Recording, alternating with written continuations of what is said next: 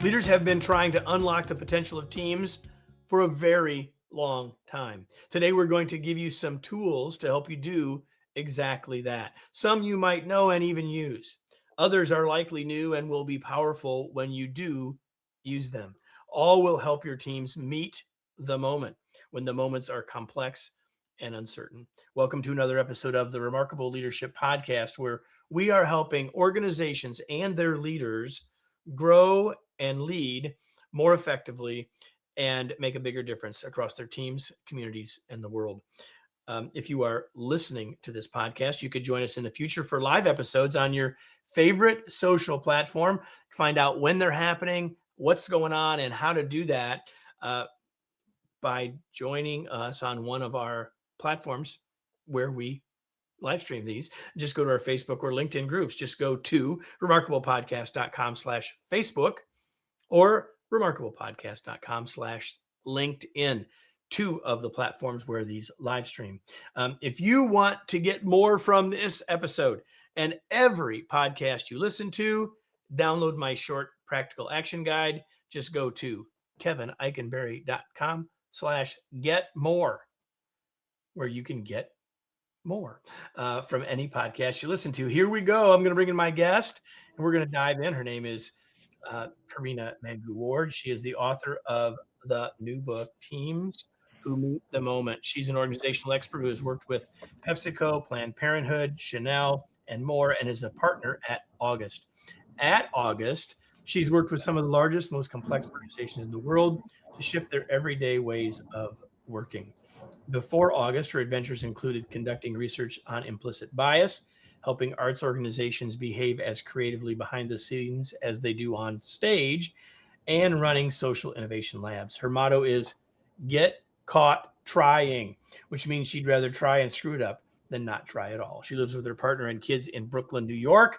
And as we're doing this live, she's celebrating, surprisingly to herself, that the Knicks just won the NBA championship. Karina, welcome. Thank you. It's great to be here. Thanks for having me. Go Knicks! I don't care really about sports, but it's been an exciting time to watch. Well, see, yeah, I'm going to correct you.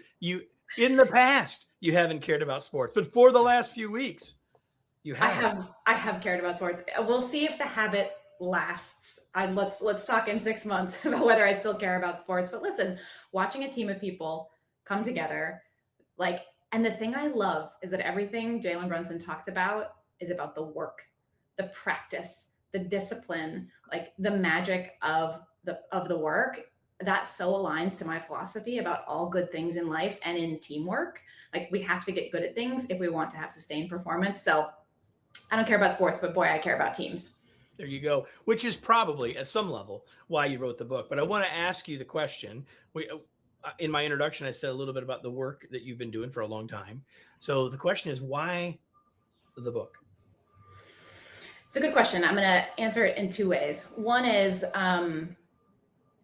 my business, August, we've been around for 10 years, and our work for these 10 years has been around helping teams inside large, complex organizations do things in a world that feels literally and metaphorically on fire, right? The world has been chaotic and busy in the last 10 years. And what we've gotten really good at is helping teams thrive in the face of that, not just survive, but thrive.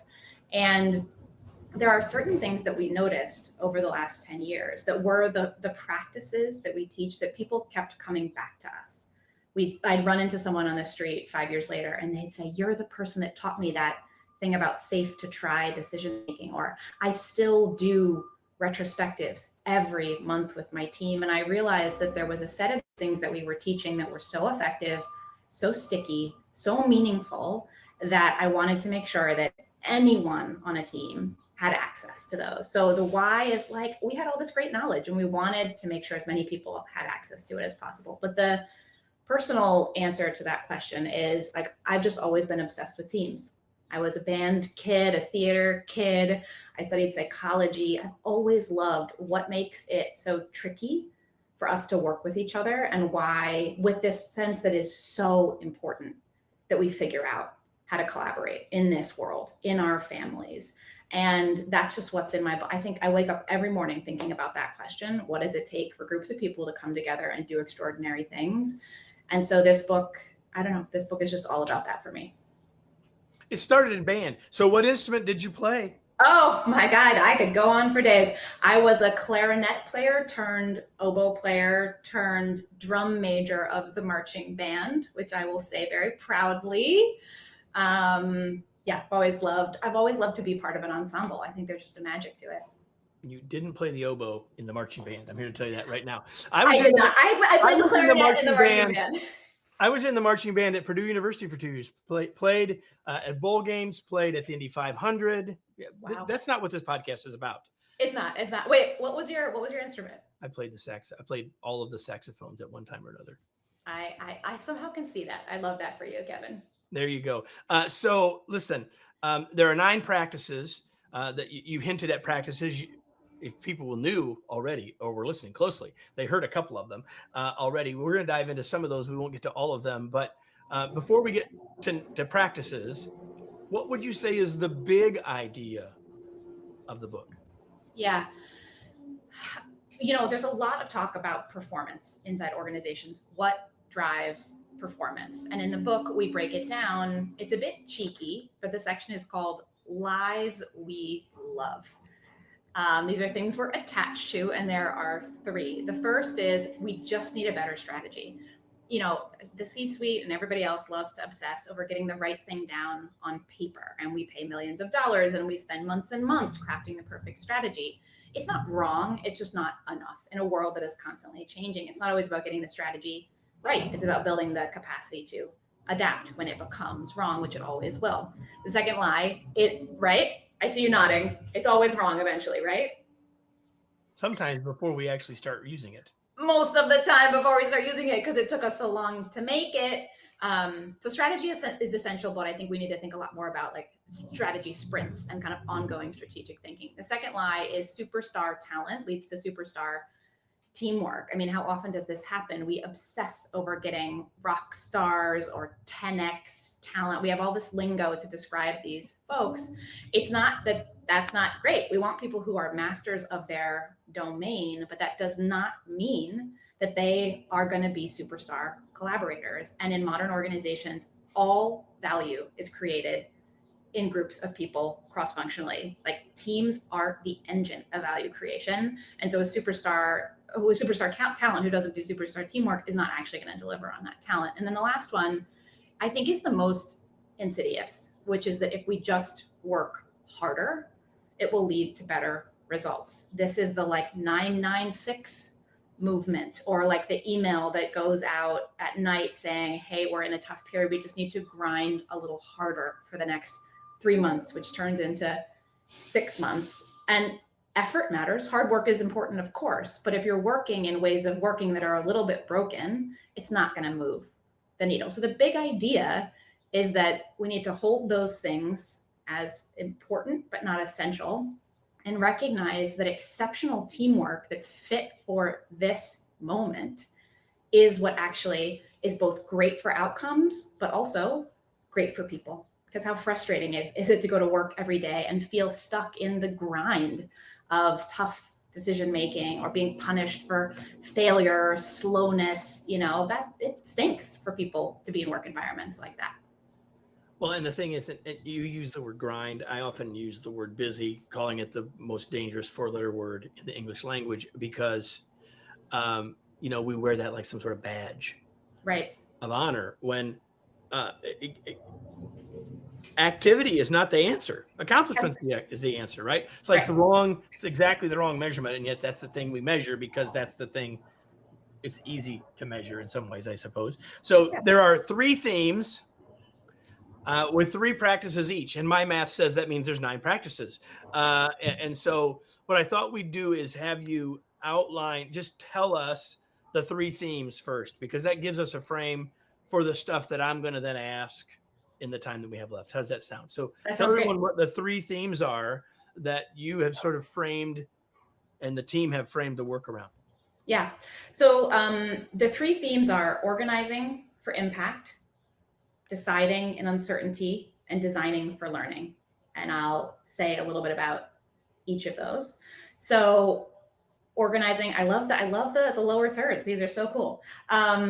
So Organizing for impact is all about how we organize our people and our time so that we're not just keeping busy, so that we are having the intended outcome that we want to have. And this requires a couple of shifts. It requires us to being a little bit less oriented to hierarchy and organizing ourselves around things like the pecking order and who's been here the longest and whose formal job says they should do this and that, and more around marshaling the right people in the right seats with the right capabilities in service of our most important outcomes. And then helping that group of people move in a predictable, cadenced way at a speed that matches the nature of the work. So organizing for impact is the first one. Deciding in uncertainty. This is hard. This is hard for us as humans to act with imperfect information and to not get stuck in analysis paralysis and kind of the swirl of looking at each other and saying, like, are we okay? Can we move forward? Not getting bogged down in, consensus when it's not the appropriate decision-making method, because so much of our decision-making in these days, actually the when and how we make a decision matters just as much as what that decision actually is. And we get obsessed with the what. We don't pay enough attention to the how and the when. And great companies, great teams know that that really matters. And then the last one is around designing for learning. And I think it's a fantasy that we can be able to get everything right the first time. I mean, perfectionism it's everywhere. It drives us. We feel like it protects us. But in modern organizations, in a world that's always changing, we have to make learning not something we just talk about, but truly a habit of our everyday practice. And this is easier said than done. And I want to say two last things about this. These things are simple, but not easy. And don't confuse those two, right? And the other thing I'll say is one of the reasons we wrote the book this way is there's a lot of books out there that focus on one granular piece of each of these. And those are books that have changed my life. They're really important, but there's something about the system of these 9 practices together in these 3 buckets that we have seen really get groups unstuck with each other. So what I want to do in the time that we have is talk about at least to start with. I want to talk about one of the practices. Well, I won't succeed, but what I'm going to try to do is talk about one of the practices in each of the themes that I think might be useful, especially, I mean, they're all useful, of course, but that I think are worth us spending a little time on in this setting. And the first one in the designing piece, the organizing piece, I want to talk about is team charters. And the reason I want to talk about it is in part because it might be something people already know.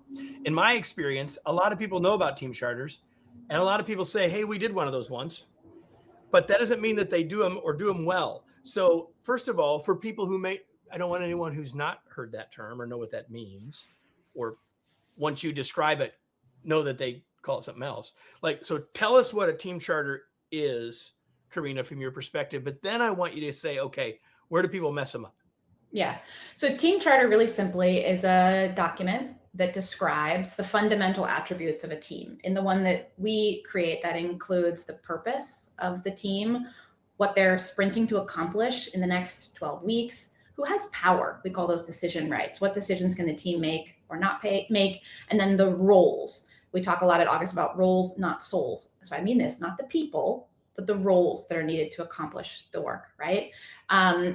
Team charters include lots of other things, team agreements and metrics, but those 4 are kind of like the keystones for us. And what I think a lot of people do is write something down because it's important to have written it down and then put it away in a closet and don't look at it again. Well, or on a hard drive. Or on a hard drive or in a Google Drive, like the metaphorical closet. Right. And so I think that's the first thing that people get wrong. Sometimes people obsess about getting it so perfect that then it's immediately wrong because, of course, the work is dynamic. So I think a good team charter is just good enough, just fast enough to get the team up and running. And then it should be something that you look at at least once a month and go, are we still steering in the right direction? Do we need more or different roles? Are we living our decision rights, right? it's a useful living document. And I think that's where people get it wrong. And there's one other place where I see people get stuck a lot, which is the charter is actually most useful up front for negotiating, or one of the ways it's most useful is getting all of these senior sponsors who have their own ideas about the work on the same page, so that later on, when you're 8 weeks in and some senior exec is like, I thought we were doing this, you can be like, we're not doing that, right? So it's critical for maintaining focused, purposeful action over the course of a sprint. And the last thing I'll say is be willing after 12 weeks to throw it out or start again, right? So the mistake is thinking like, we got to run on this team charter that we wrote for a year. Work is too dynamic for that. So you got to be willing to let it go if it's not the right thing. Okay, so what's magical about, because some people, their antenna went up at the beginning when you said 12 weeks.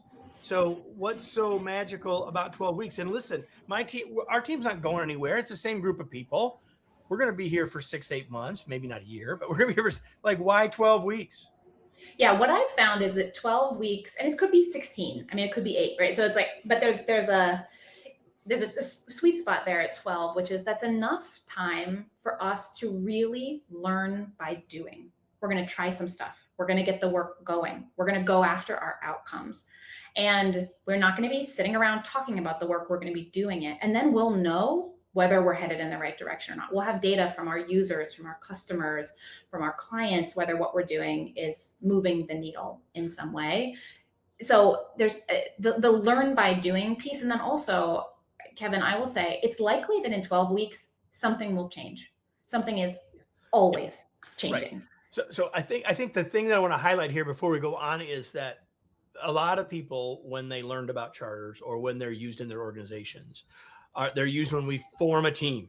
And there's a lot of logic to that. And, we've got 50 years of organizational theory about that. Like when we start, so we get people clear on what the roles are, they clear what the agreements are, like all that makes sense. But I think what you're bringing to the party is, in a world that's changing more rapidly than ever, is that, and they need to be living documents. But the thing I really like about what you said, and I want everyone else to really get, is it's the learn by doing. So if we create a charter, we're creating a charter at the beginning when none of us really know.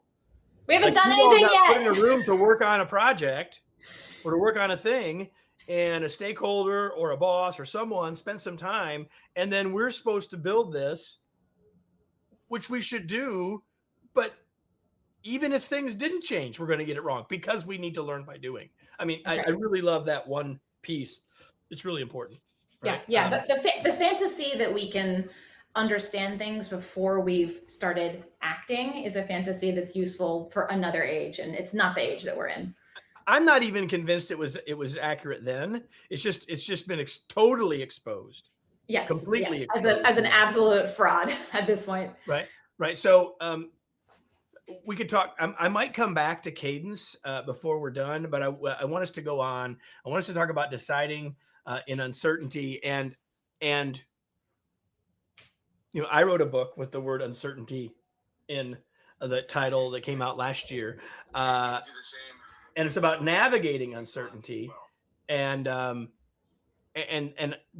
thing that keeps coming to my head as I was listening to you talk about it is the same thing that comes to my head all the time on this topic, and that is that there's always been uncertainty, and maybe there's more now than ever, but I love that now we're actually talking about it. Yeah. Right. And we have to decide through it. We have to navigate through it. So tell me a little bit more about why specifically you guys leaned into this as one of the 3 themes. In my 10 years at August and my 10 years before that, the decision-making moments where we've got to make a call and then act on it, that is the place. There's lots of other dynamics and uncertainty that we need to navigate, but that is the place that I find groups get stuck the most and have the least language, skill, and shared practice around. It's like this little black hole in organizational life, and sometimes we get hired in to do work on decision architecture and decision culture. And it's hard to figure out like who owns decision making here, who owns improving decision making in an organization. And it lives in lots of different places or nobody owns it. So I think it's this very under-attended to, but highly critical thing that happens every day in every team that we're kind of unskilled at. And at the worst, we're really very bad at and get very paralyzed. And at best, we just lack shared practice and shared language. So a lot of what the book is trying to solve for is that shared language, shared practice. And we have the three practices named in the book: even overs, safe to try, and make a proposal, which to me are the three most powerful pieces of shared language that we can have that get us unstuck in those moments. Speaking of shared language, if there's one thing, I often will say this during these, people who've listened a long time will know that I often say during these conversations, the thing that I will remember longest from a specific book or conversation. And in this one, it will be even overs because of the language. Like you can read it, you can say it like, Karina, even overs, what are you talking about? Once she explains it, everybody, you're going to get it and you're going to smile and you're going to say, yep, because this is the language we should use, or is way better than the words we do use, like prioritization. Yeah. Even overs. What do you mean? An even over is an expression of one good thing that you're choosing, even at the expense of another good thing. I think one of the fantasies of prioritization is you get to choose a good thing over a bad thing. That is rarely the case. In my experience inside organizations, we have so many wonderful things that we could do. We have to choose a good thing, even at the expense of a bad thing. I'll give you like a really simple example. Leaders who are giving tough news to their team, they have to choose, do I want to choose candor or comfort? And just naming before you go into a difficult conversation and saying, I'm going to choose candor even over comfort. I'm going to say the hard thing and the honest thing, even at the expense of everyone feeling or being comfortable with what I share. That saying it to yourself and knowing that you're making a choice before you act is one of the ways that teams, groups, leaders navigate uncertainty together. But this can also apply to like very hard business conversations to each other, right? Like, are we prioritizing growth on this new product or margin? Or is it margin even at the expense of growth? And we want both things. And what I want to be really clear about this with even overs. If you can have both things, of course have them. It's not an even over. Right? It's not an even over, right? You don't need the even over if you can have both things, but the even over is helpful in the moment where you have to choose. And what I love about a good even over is that it's flippable. One of my favorite stories about kind of an even over operating in business is when Disney started its streaming service. They were clearly prioritizing getting subscribers, and they were choosing subscriber growth even over revenue. And then at some point, that strategy flipped, right? They started charging and more and more.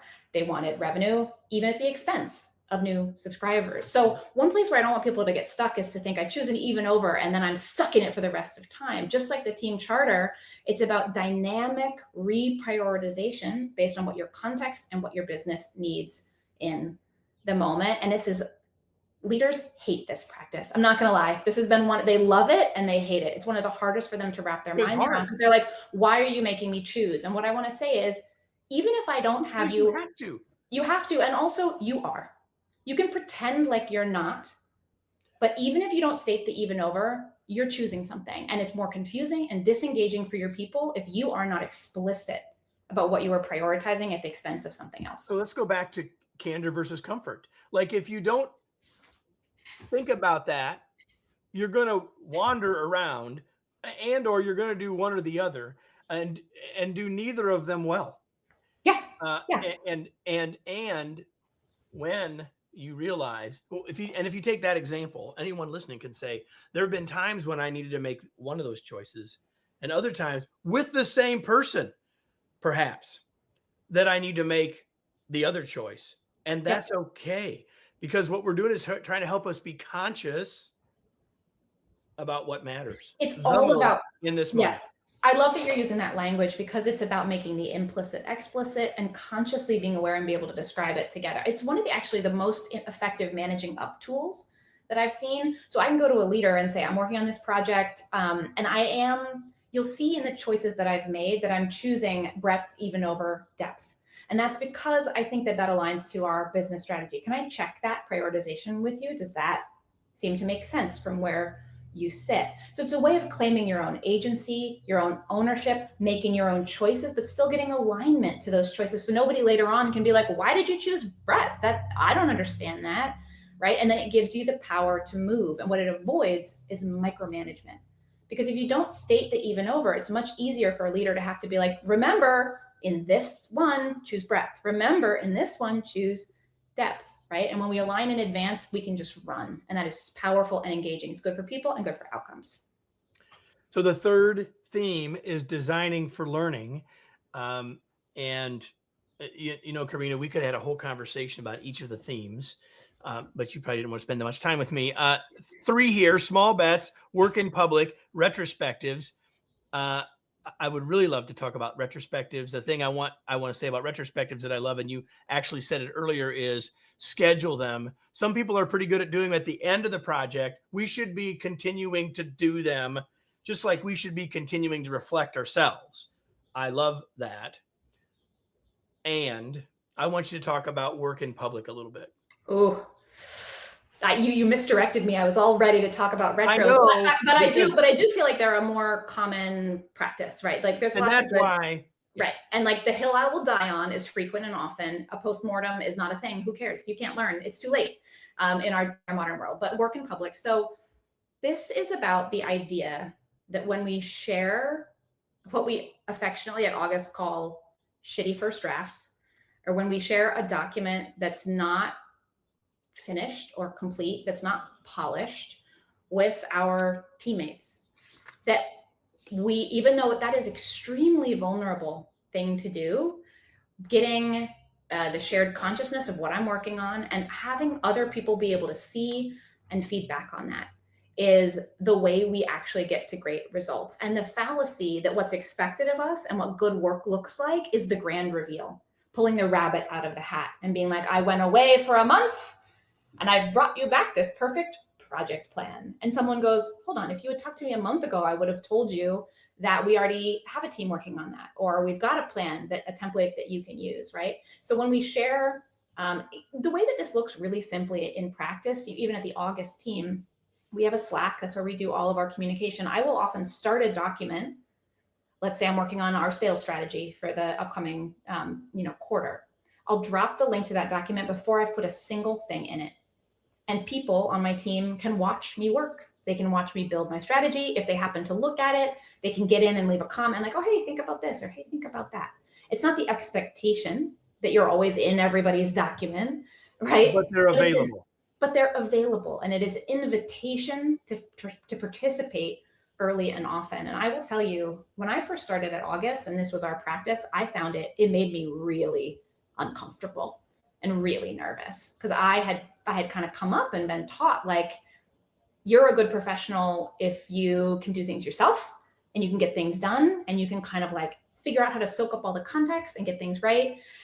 And it's just not the way that it is. And I've seen many, many teams transition from, I build a deck and then I email it to you and I pass it to you and then you do your work in it and then you pass it to the next one and they do their work in it, to just working in shared documents where we can real time collaborate and see each other's work as it unfolds. Now, Kevin, I'm gonna go down a rabbit hole for 1 second, which is AI is destroying this for people.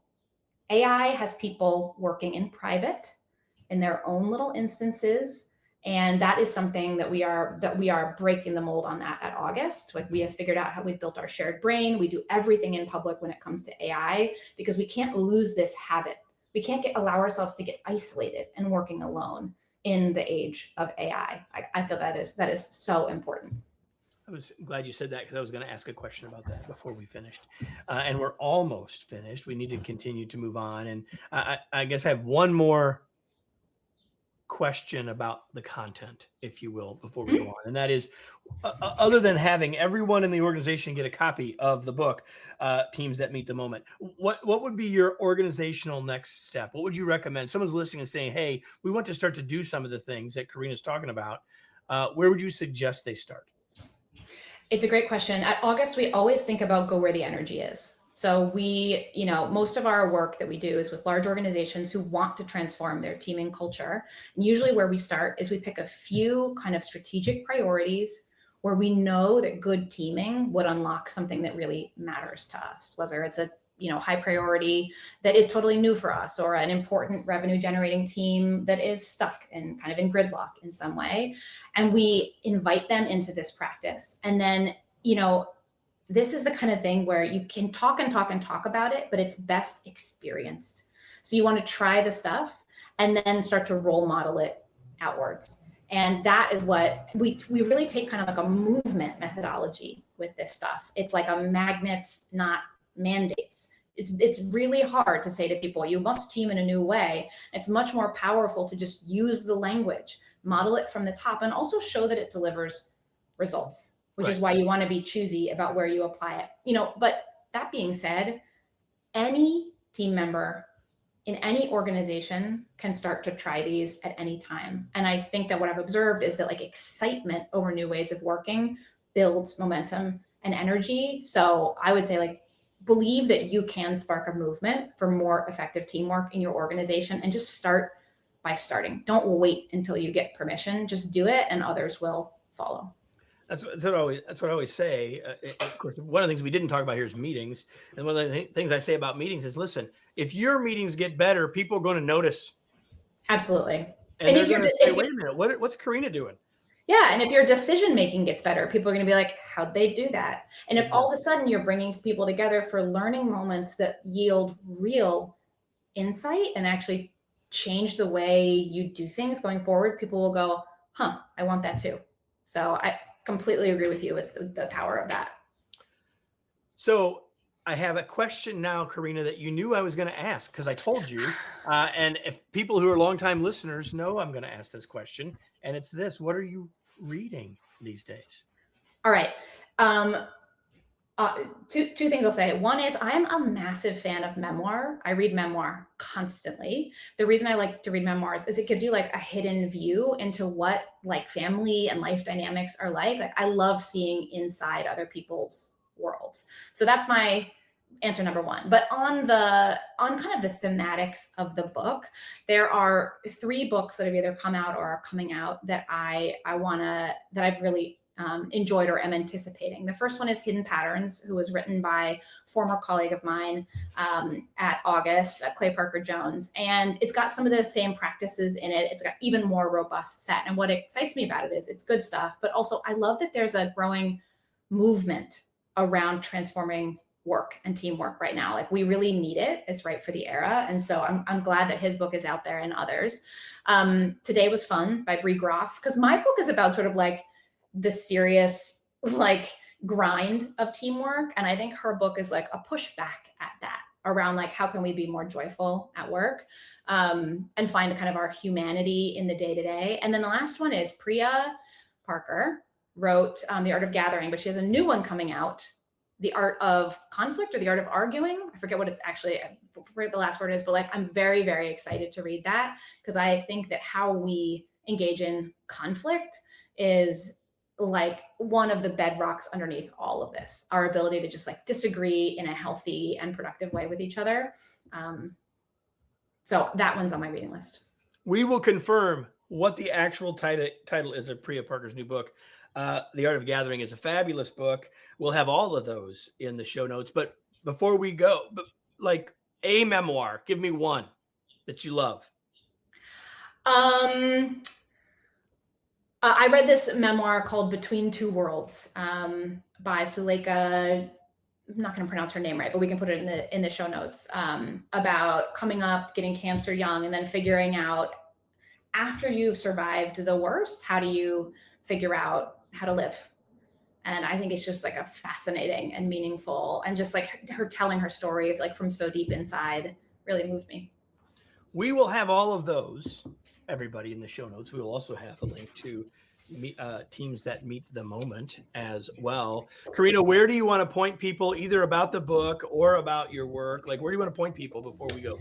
Absolutely. So aug.co, aug.co is my company, August Public. We have everything up there. And then /book. We've got some really great resources. You can take a Teams That Meet the Moment assessment that looks at the ways in which your team is or isn't meeting the moment in these 3 categories. We've got a public Google Drive full of resources, including a discussion guide for the book and practice cards associated with each practice. So we really believe in like giving the good stuff away so that folks can have great teaming practices. So find us there, aug.co/book. aug.co/book. So before we go, everyone, the question that I will ask you as a viewer or a listener is this. You may have heard me ask it before because I ask it every week. 500 and some times now. Now what? It's the only question that matters at this moment. You've soaked up some of the insight and wisdom of Karina. You've heard our conversation. The only thing that matters is what are you going to do with what you got? Because if you don't take any action, this was little better than, I don't know, than streaming something on Netflix, right? Like maybe not as entertaining, more useful, but not useful if you don't apply it. So I hope you'll ask that question, now what? And whatever that answer is for you, you go apply that thing. The sooner, the better. Karina, thank you so much for being here. It was such a pleasure to have you. I enjoyed this conversation so much. Thank you, Kevin. Really wonderful to be here. So everybody, that concludes this week's episode, which simply means we'll be back next week. So if you just happen to find us for some reason, make sure you subscribe wherever you're watching or listening. And if you really love this, because you're a part of multiple teams, you should share this episode or the podcast itself with others. Please do those things. And then when you do, you'll be back with me next week for another episode of the Remarkable Leadership Podcast. And we'll see you then.